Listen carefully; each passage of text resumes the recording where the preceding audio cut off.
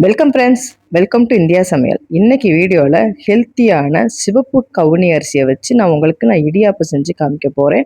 ஒரு மிக்சிங் பவுலில் 1 கப் அளவுக்கு சிவப்பு கவுனி அரிசியை 2-3 டைம் நல்லா வாஷ் பண்ணிக்கோங்க. வாஷ் பண்ணிவிட்டு ஒரு நாள் நைட்டு ஃபுல்லாக நல்லா ஊற வச்சு எடுத்துக்கோங்க.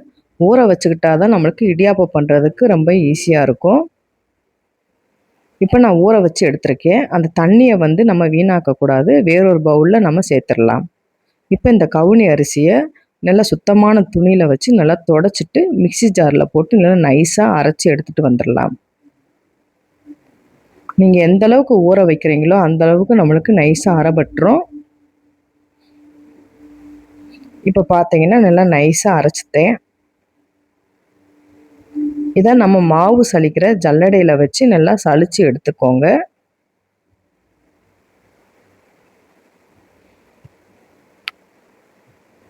இப்போ இந்த அளவுக்கு நல்லா நைஸாக சலிச்சு எடுத்துடலாம்.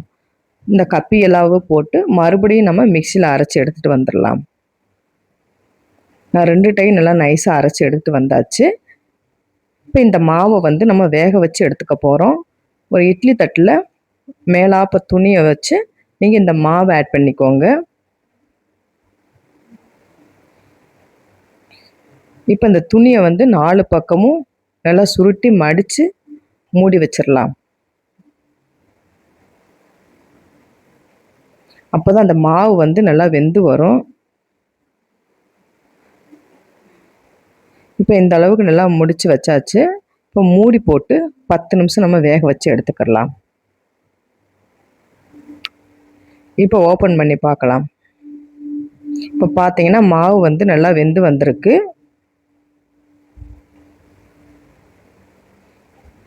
தொட்டு பார்த்தீங்கன்னா தெரியும் நல்லா வெந்திருக்கு. இதை வேற ஒரு தட்டில் மாற்றிக்கிடலாம். பார்க்குறதுக்கு உங்களுக்கு கட்டி போல் இருக்கும். ஆனால் உதிர்த்து விட்டிங்கன்னா நல்லா உதிர் உதிரியாக வந்துடும். ஒரு ஸ்பூனை வச்சு நல்லா உதிர்த்து விட்டுக்கோங்க.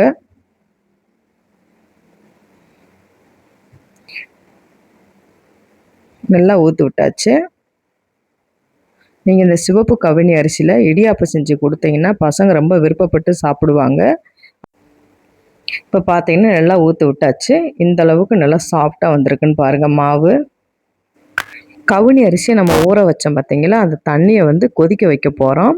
இடியாப்பத்துக்கு தேவையான அளவுக்கு உப்பு சேர்த்துக்கோங்க. இப்போ பார்த்தீங்கன்னா தண்ணி நல்லா கொதித்து வந்திருக்கு. இப்போ இந்த தண்ணி எடுத்து நம்ம மாவில் கொஞ்சம் கொஞ்சமாக ஊற்றிட்டு இடியாப்பத்துக்கு மாவு பிசைவோம் பார்த்தீங்களா, அந்த அளவுக்கு நல்லா பிணைஞ்சு எடுத்துக்கோங்க. இப்போ கையால் நல்லா பிணைஞ்சு எடுத்துக்கிடலாம். இந்த அளவுக்கு நல்லா சாஃப்டாக பிணைஞ்சுக்கோங்க. 1/2 டீஸ்பூன் அளவுக்கு எண்ணெய் சேர்த்துக்கோங்க. இப்போ எண்ணெய் சேர்த்துட்டு நல்லா பிணைஞ்சிடலாம். இப்போ இந்த அளவுக்கு நல்லா சாஃப்டாக பிணைஞ்சாச்சு. இடியாப்ப உலக்கில் வச்சு நம்ம இடியாப்பம் பிழிஞ்சுக்கலாம். இப்போ இட்லி தட்டு நம்ம ரெடி பண்ணியாச்சு.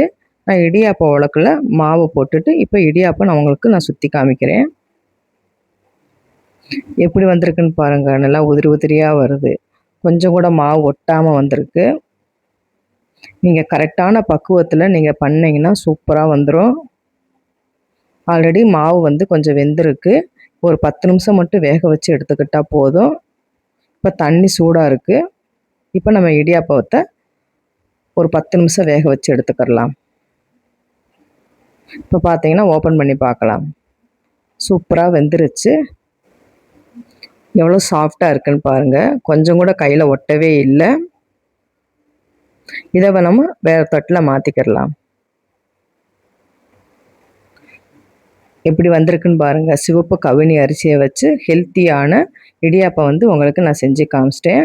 எவ்வளோ சாஃப்டாக இருக்குன்னு பாருங்கள். இதை நீங்கள் தேங்காய் பால் வச்சு சாப்பிட்டாலும் டேஸ்ட்டு அட்டகாசமாக இருக்கும்.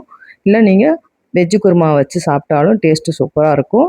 நான் தேங்காய் துருவலும் நாட்டு சர்க்கரையோட வச்சு சாப்பிட போகிறோம்.